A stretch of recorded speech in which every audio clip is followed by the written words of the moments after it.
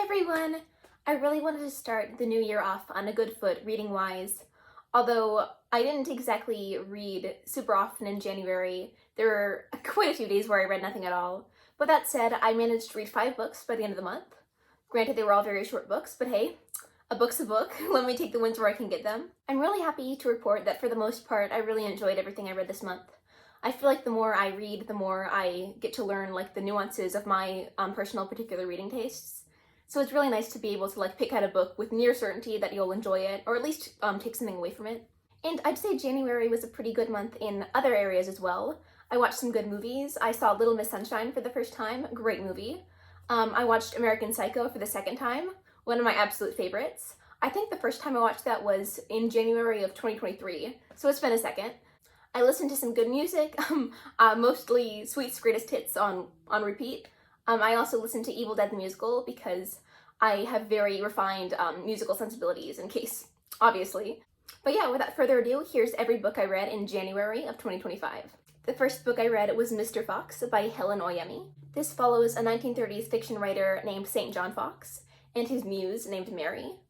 Although she's one of the main characters of the story, Mary is actually just an object of reverie dreamt up by Mr. Fox. She's pretty much a really well fleshed out imaginary friend. Near the beginning of the book, Mary confronts St. John about how she's taken offense to the fact that he writes all of the heroines in his stories to meet very tragic fates in the end. So she decides to play a sort of game with him where the two of them take turns writing short stories and playing the roles in said short stories. If my summary sounds convoluted, I apologize, but it's a very tricky premise to put into just a couple sentences. I really enjoyed this read. I thought it felt so refreshing and unique. Although I thought every short story was creative and well done, I was especially invested in the parts of the book that featured St. John, Mary, and Daphne, St. John's wife. I do sort of feel like I didn't fully comprehend every little detail that was woven into the story, so I'd love to take a class on this book or read an article or something, just breaking everything down since it's such a complex, nuanced, and well-crafted book. But yeah, this is my first book of Helen Oyemi's, but I love her writing and creativity, and I can't wait to pick up more from her. The second book I read was Watch Your Mouth by Daniel Handler. This follows a college student named Joseph as he and his girlfriend Cynthia spend summer break with Cynthia's family while the two of them work as camp counselors. As the story progresses, Joseph finds out that the Glass family, that's their name, is a bit more troubled than most people would like to know. And yes, they're called the Glass family. Even I thought that reference was the tiniest bit heavy-handed and on the nose. Honestly, considering how much Handler loves his literary references, I'm surprised he didn't name the female lead in this Ada, if you catch my drift. I've got some very mixed feelings on Watch Your Mouth, but since Handler's children's books hold such a special place in my heart, I'll be nice and start off by listing things I liked about it. First of all, I really liked the whole opera gimmick. This book is basically told through the narrative framing device of being an opera, which I thought was really original and cool, and also my inner musical theater fan was very appreciative. Secondly, for better or for worse, the story was very engrossing, almost like a car crash you can't look away from. Thirdly, I really liked getting to learn more about Jewish culture and mythology through this book. And fourthly, the writing is very clever and funny at times. You can definitely feel Handler's signature wit lurking through the prose. And fifth of all, the story definitely grew on me as it progressed. I think that's a combination of my becoming more invested as it went on, and also I guess becoming so desensitized that I became less viscerally grossed out. On to the negatives, the things I didn't really care for in this book. Number one, about a third of the time I spent reading it, I was genuinely completely unsure as to whether I hated this book or not. Secondly, I don't know if this is a staunchly negative attribute per se, but it was a very uncomfortable read, especially considering I didn't really know about the subject matter going into it. And thirdly, to me personally, it felt a little more vulgar than was necessary at times. On the whole, I would say I liked this book, but it definitely took me on a roller coaster of emotions. The third book I read this past month was The Bluest Eye by Toni Morrison. This book follows an array of characters, the most central of whom being a young black girl named Pecola Breedlove. She hails from a very unstable upbringing, and her greatest wish in all the world is to have the bluest eyes, because that's what she thinks will finally make her beautiful. The book really explores the concept of beauty and the racism that permeates societal beauty standards. It's probably the coldest take in the world to say that Toni Morrison's writing is brilliant, but it needs to be said, I was so in love with her prose and her character work. It all felt so rich. For such a slim novel, it definitely packs an emotional punch. There were times it had me smiling, and other times it had me verging on tears. By far my favorite book I've read so far this year. The third book I read was Raise High the Roof Beam Carpenters and Seymour, an Introduction by J.D. Salinger. The front cover of this book did not rip off. I don't know what you're talking about.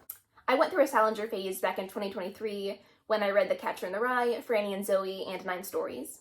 And I was particularly invested in his fictional Glass family, whom this book is about. This book is a bind-up of 2 either very long short stories or very short novellas, I guess, depending on who you ask. Obviously titled Raise High the Roof Bean Carpenters and Seymour, an Introduction.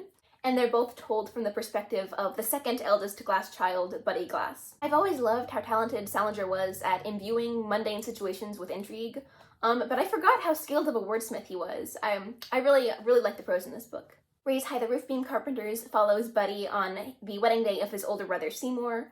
He gets sort of forced into close proximity with a cast of characters. They're all friends with Seymour's wife-to-be, and he doesn't particularly know or care for any of them. So it creates this really interesting dynamic that I think Salinger pulls off really well. As is typical for Salinger, not a lot really happens plot-wise, but the way it's told makes for such an interesting read. Seymour, an Introduction, is once again told by Buddy Glass, and it follows an even less structured plotline. It doesn't really have a storyline at all. It's pretty much just Buddy rambling about his older brother Seymour and how great he thought Seymour was, and that's my cat. And it's pretty much just like a series of anecdotes and trains of thought and rambling.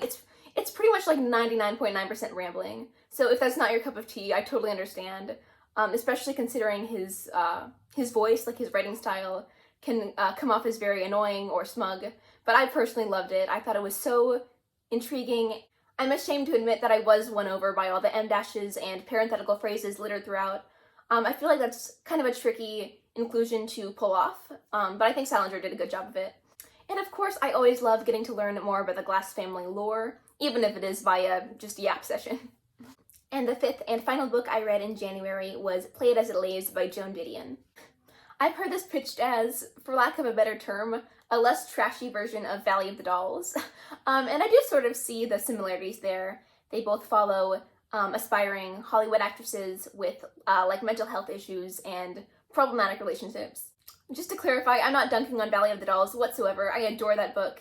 If you have a problem with Anne, Jennifer, and Neely, you have a problem with me, okay? That said, Play It As It Lays is a bit more insightful and thought-provoking in terms of its prose and the way it approaches its subject matters.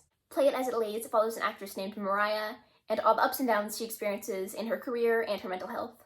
I think of it as a character study above all else, and I was really impressed with its ability to juggle being both digestible and profound at the same time. Also, the chapters are super short and addicting, so I was able to read it in a single day.